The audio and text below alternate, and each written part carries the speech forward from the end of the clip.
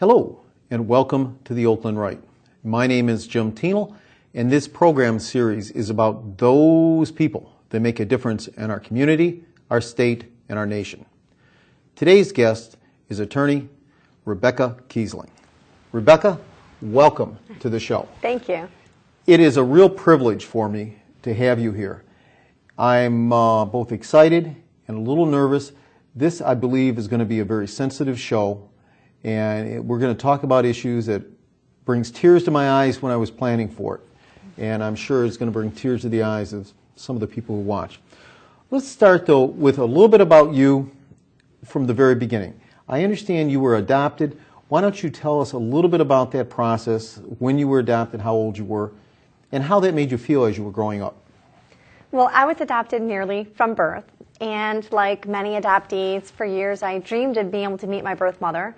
My parents told me when I was very young and took me to see the musical Annie, Little Orphan Annie. And so I romanticized about my birth family that I had out there. And you had a brother, and so you had a sibling. And tell us a little bit about that. I know you were raised in a Jewish family at the time. Tell us about what that was like for you, being adopted into a Jewish family.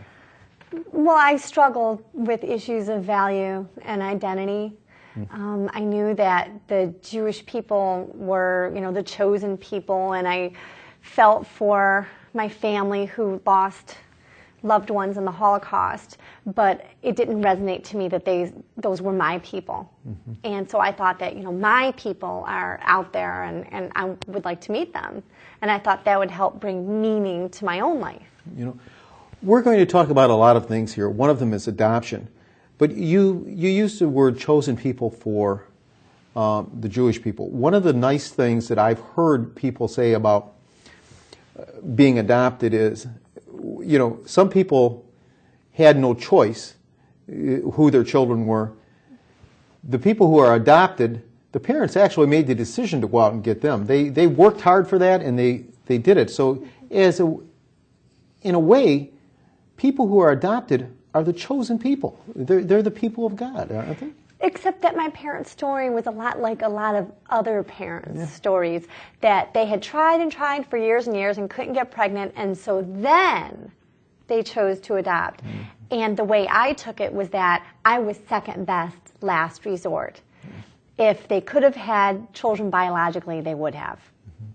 And your story is somewhat different than that. I know you have you have 3 biological children and 2 adopted children. Yes, and we chose adoption first. You chose adoption first. Your 2 children that you adopted were your first 2 children. Yes. How did that work with your friends and your acquaintances? Did they understand your motivation behind that? We were only married a year, and I was surprised at how many people, knowing my story, would still say to me, why? You've only been married a year. And it made me realize still how much prejudice there is against adoption. Why would you want to adopt if you don't have to? And so we have a long way to go to educate people. And why don't you give us an idea, why would you want to adopt? What do you believe is I'm a Christian, you're now a Christian. What is a Christian perspective on adoption? Adoption is God's first choice, not second best last resort. We're told that it is in the spirit of adoption that we are called to be God's children through Christ. And also that religion that God our Father accepts as pure and faultless as this, to look after the orphans. So we are a priority for Him. Again, not the way society sees it. Yeah, often you're right, it doesn't. I know my best friend's daughter is adopted, and actually she looks more like him, amazingly, than his own children. Let's get, eventually you searched for more information, though, about your birth mother and the circumstances of your birth. Why don't you tell us a little bit about that, because that's the moving part of this program today, and moving forward from that, we're going to discuss a lot of things. Okay. Well, I began my search at 18. I was told you have to wait until you're 18. And I got my non-identifying information, and that's where it had all kinds of details about my birth mother. But for my father, it said that he was Caucasian and of large build. And I thought, that sounds like a police description. I called my caseworker and I asked her, was my mom raped? And she said, yeah, I didn't want to tell you. Yeah. And that has to be, for you as an individual, that had to be a tremendous shock to your, initially to your self-worth, didn't it? Oh, yeah. Yeah, I had heard that socially deviant behavior was genetic. I had a brother who was in and out of prison since he was 16, and that was the explanation. Well, it must be his genes. And now part of my genes include that of a serial rapist, so what does that mean about me? And I struggled with that for many years. And I guess what we found is environment, upbringing, and the people who were in influence in your life certainly had 100 times more influence than a mythical gene. Yeah. That, and I'm going to say that a mythical gene that does not exist, because I really believe in a tabula rasa, that each child is born pure and free from anything like. Well, thank you for recognizing that, because there are actually people who would refer to children like me as being things like demon spawn. Yeah. I mean, it's horrible. And those are the kind of things that we have to move forward from. Here you are, with your circumstance, you have 2 adopted children, 3 biological children. You're a mom, you're an attorney, you're an advocate as an attorney for those who can't advocate for themselves. I think that that's just a spectacular achievement for anyone. For you, you know, let's face it, you had a tough time coming up. It's a really great achievement. Thanks. Yeah. We're going to talk. What about your relationship with your mom today? How is that? Have you? I take it you were able to talk to her, and you've communicated since then. Yes. I was 19 when I met her, and she shared the horrific details with me. I mean, she was abducted. It was a serial rapist. It was awful. I asked her about abortion because I wanted to know. I wanted to feel safe.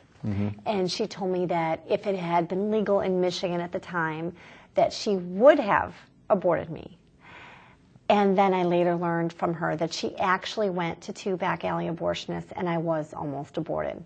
The back alley conditions and the fact that it was illegal caused her to back out. My birth mother didn't choose life for me. She chose abortion.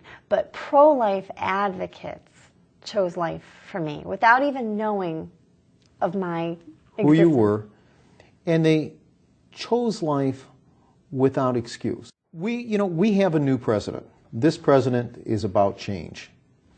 And some changes maybe he might make are good, but there's some changes that he's made already that I consider to be bad. In a recent Gallup poll, on 7 major issues that he's changed, he received a 66% or better on 5 of them, 44% on the 6th, and on the 7th, he only got a 35% rating. That was on the Mexican City policy. Why don't you explain to our viewers what the Mexican City policy is? Okay. The Mexico City policy was put into effect by Ronald Reagan. He was the first president to make this policy that said that no U.S. tax dollars could go towards funding abortions or supporting organizations who performed abortions.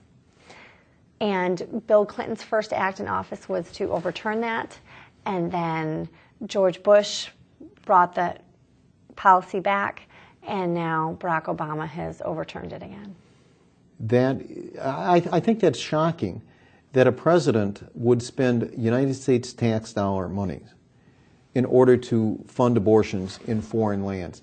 It's almost the ultimate elitist type thing, like we're going to pay for your children to be aborted. And they're just saying that, this is a life not worth living. Oh, third world nation? Well, clearly that's a life not worth living. That's basically what they're saying. And we have so many great things to export in this country. We don't need to be exporting abortion. Absolutely. I agree with you completely.